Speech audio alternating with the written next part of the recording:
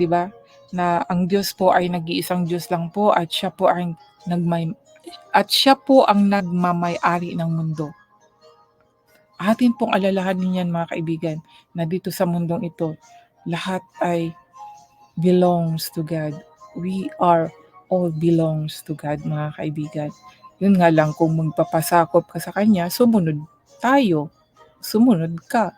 Pero kung ayaw mo, kagaya kay Paraon, ay lagi kang magdi-disobey. Kaya nasa inyo po yan mga kaibigan. Basta ngayon na may nalaman po kayo, narinig nyo, binasa ko naman, na sana po ay nakilala nyo ang ating Panginoong Diyos. Ngayon, dahil nagmamatigas pa rin ang Panginoon, nagmamatigas pa ng Paraon sa Panginoon, pasensya na po at nagkamali po ako. Nagmamatigas pa rin ang Paraon sa Panginoon, ay nagpadala na naman ng salot ang Panginoon sa bansang Egypto. Ito po sa chapter 10, sinabi ng Panginoon kay Moises, "Puntahan mo ang Paraon dahil pinatigas ko ang puso niya at ang mga opisyal niya para patuloy kong maipakita sa kanila ang aking mga himala." Yan pala mga kaibigan ang purpose ng Diyos kung bakit pinatigas niya ang puso ng Paraon, no? Para makita nila ang mga himala na gagawin ng Diyos.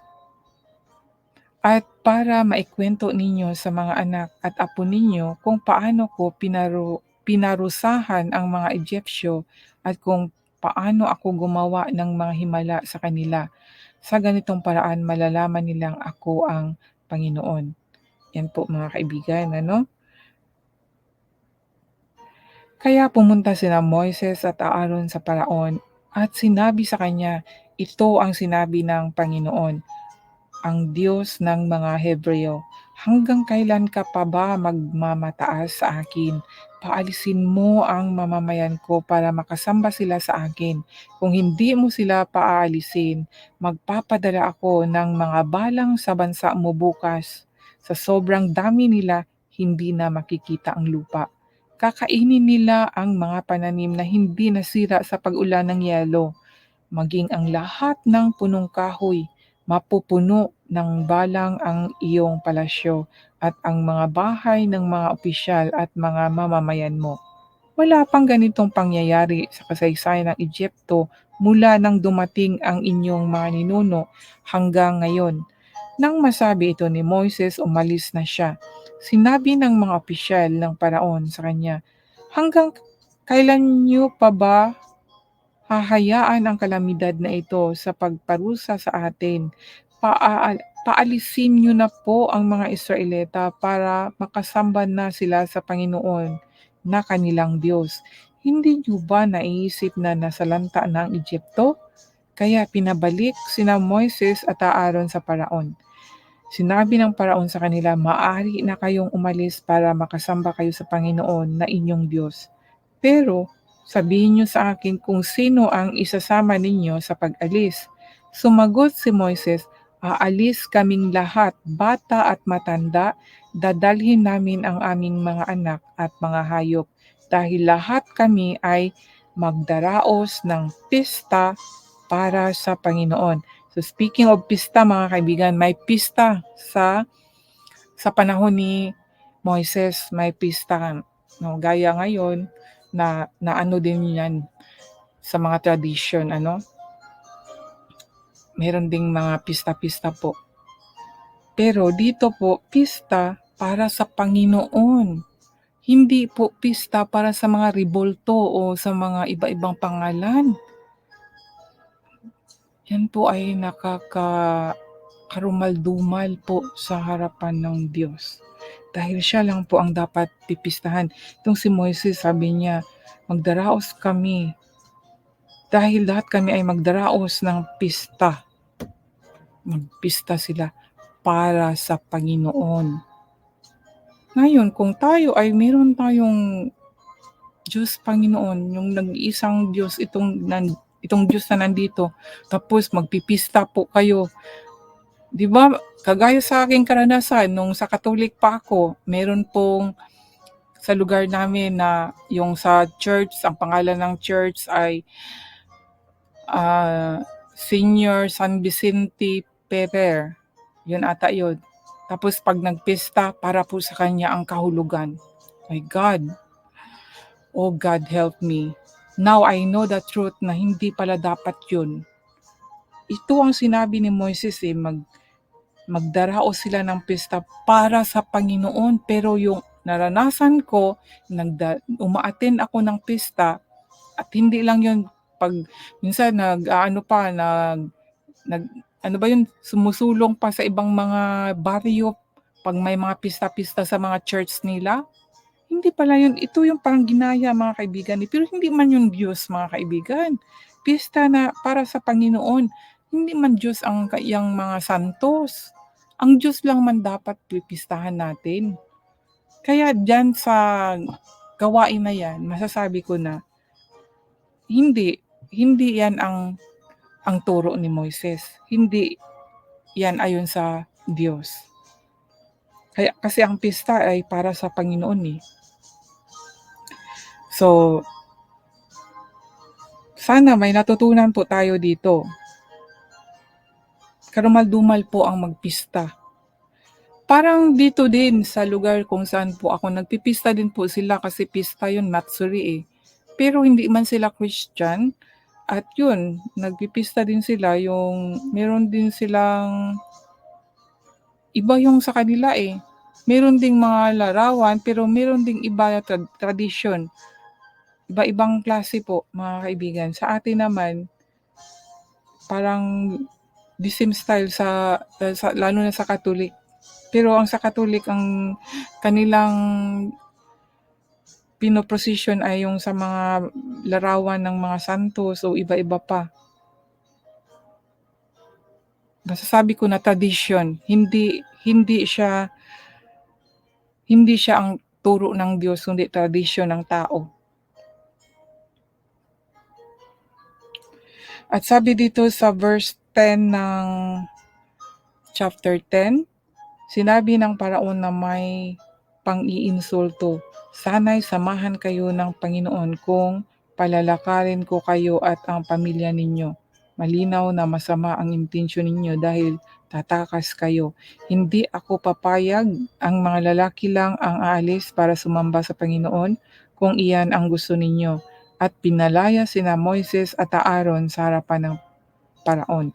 Sinabi ng Panginoon kay Moises, itaas mo ang iyong baston sa Egypto para dumating ang mga balang at kainin ang mga ito.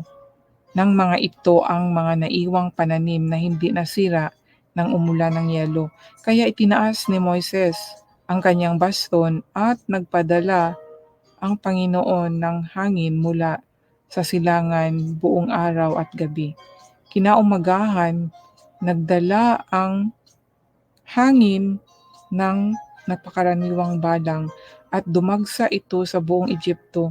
Hindi pa kailanman nagkaroon ng pagsalakay ng mga balang tulad nito sa buong Egypto at hindi na magkakaroon pang muli. Dumagsa ang mga ito sa buong Egypto hanggang sa mangitim ang lupa, kinain ang mga naiwang pananim na hindi nasira ng mga yelo, pati ang lahat ng bunga ng mga puno. Walang naiwang pananim sa buong Egypto. At dito mga kaibigan, ang nabanggit dito ay hindi baston ni Aaron, kundi baston ni Moises po. So, masasabi ko na silang dalawa ay may tag-iisang baston. Dahil dito din nabanggit kaya itinaas ni Moises ang kanyang baston. So, meron ding baston si Moises. Yan. Agad na ipinatawag ng paraon sina Moises at Aaron at sinabi, nagkasala ako sa Panginoon na inyong Diyos at sa inyo. Patawarin niyo akong muli at manalangin kayo sa Panginoon inyong Diyos, natanggalin niya sa akin ang nakakamatay na salot na ito. Umalis si Moses at nanalangin sa Panginoon. Sumagot ang Panginoon sa pamagitan ng pagpapadala ng malakas na hangin galing sa kanluran at inilipad nito ang mga balang sa dagat na pula at wala ni isang balang na naiwan sa Egypto. Pero pinatigas pa rin ng Panginoon ang puso ng Paraon at hindi niya pinaalis ang mga Israelita. So yan mga kaibigan, Dito naman sa chapter 10, ito namang si Paraon talaga ay palagi pong nagkakasala,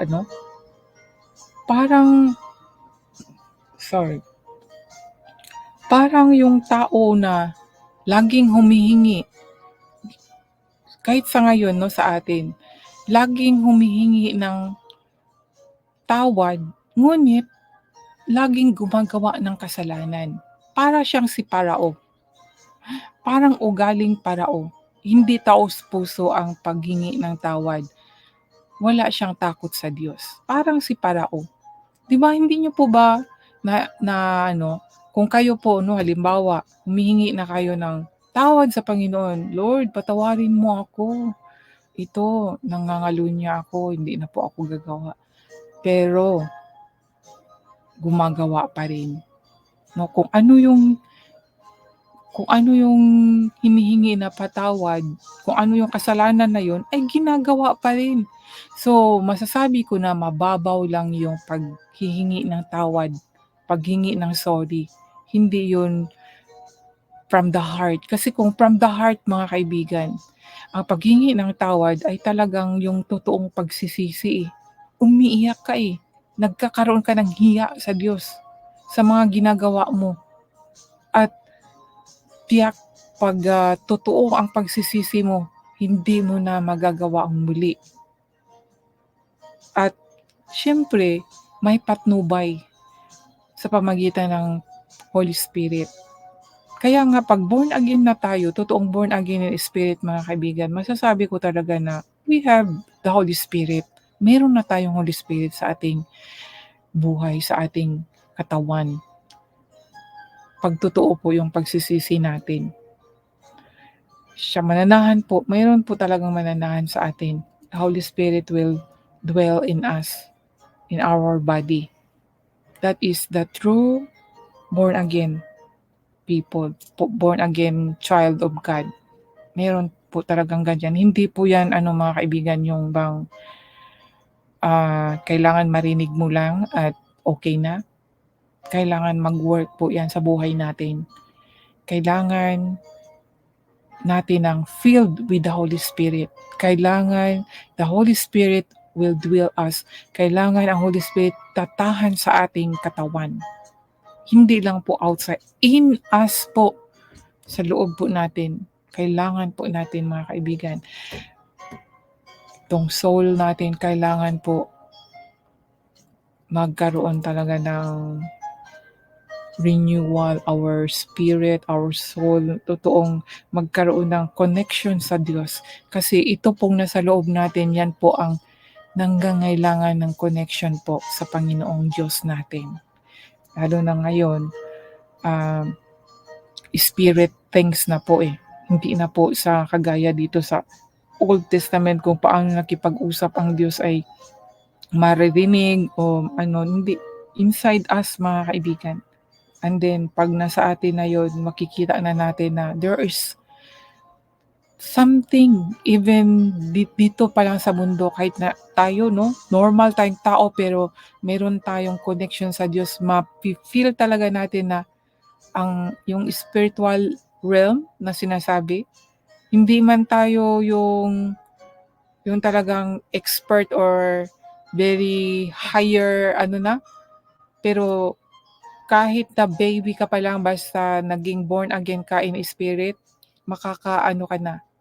magkakaroon ka na ng something na amazing things na hindi ko to nararamdaman noon, hindi ko to nakikita. Bakit ito?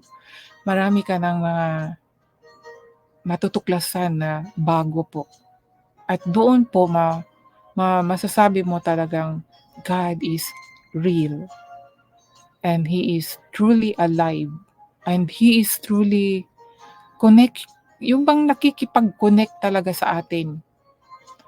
Yan po ang sa ngayon mga kaibigan sa ating generation, yan po.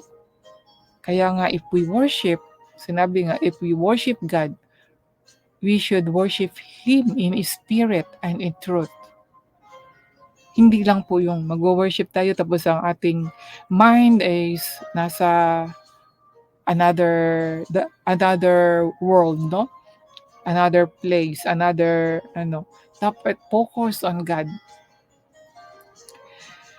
So, nandito ipagpatuloy ko po ang pagbasa. Dito na po ako sa chapter 10 verse 21 hanggang 29. Ang salot na kadiliman, sinabi ng Panginoon kay Moises, itaas mo ang iyong kamay sa langit para mabalot ng kadiliman ang buong Egypto. Kaya itinaas ni Moises ang kamay niya sa langit at nagdilim sa buong Egypto sa loob ng 3 araw. Walang lumabas na mga Egyptyo sa kanilang bahay dahil hindi nila makita ang isa't isa, pero may liwanag sa lugar na tinitirhan ng lahat ng mga Israelita. Imagine po, ipinatawag ng Panginoon si Moses at sinabi, sige, sumamba na kayo sa Panginoon. Dalhin ninyo pati na ang inyong pamilya, pero iwan ninyo ang mga hayop. Pero sumagot si Moises, kailangan naming dalhin ang mga hayop namin para makapag-alay kami ng mga handog na sinusunog para sa Panginoon naming Diyos. Dadalhin namin ang mga hayop namin, walang maiiwan kahit isa sa kanila, sapagkat hindi namin alam kung anong hayop ang ihahandog namin sa Panginoon. Malalaman lang namin ito kapag naroon na kami. Pero pinatigas ng Panginoon ang puso ng Paraon at hindi niya sila pinaalis. Sinabi ng Paraon kay Moses, umalis ka na sa harapan ko. Huwag ka na ulit magpakita sa akin dahil kung makikita pa kita, ipapatay kita. Sumagot si Moises, kung iyan ang gusto mo, hindi na ako muling magpapakita sa iyo. So dito po natapos ang basa mula po sa chapter 10.